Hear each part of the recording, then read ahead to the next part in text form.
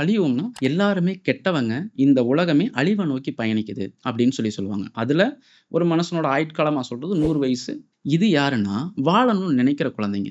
இவங்க ஒரு 60 வயசுக்கு மேல இருக்கிறவங்கன்னு வச்சுக்கோங்களேன். அவங்க கிட்டத்தட்ட தன்னோட லைஃப்ல எல்லா விஷயத்தையும் தாண்டி வந்து, இப்ப அவங்களுக்கான ஒரு புரிதலா ஒண்ணு கிடைச்சிருந்திருக்கும். அவங்க பிரசன்ட்ல இருக்கணும்னு ஆசைப்படுவாங்க. ஆனா அவங்கனால முடியாது. அவங்க தன்ன தாண்டி யாரையுமே பெருசா பார்க்க மாட்டாங்க. தான் இருந்துறணும், தான் வாழணும் அப்படிங்கிற எண்ணத்துக்கு போயிருவாங்க.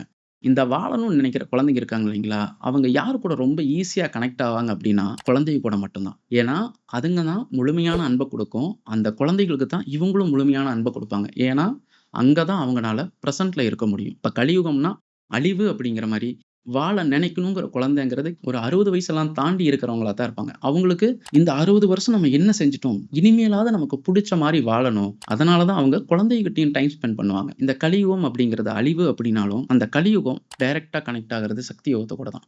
எப்படின்னா, இந்த வாழ நினைக்கணுங்கிற குழந்தைங்க டைரக்ட்டா போய் கனெக்ட் ஆகுறது குழந்தை கூட மட்டும் தான்.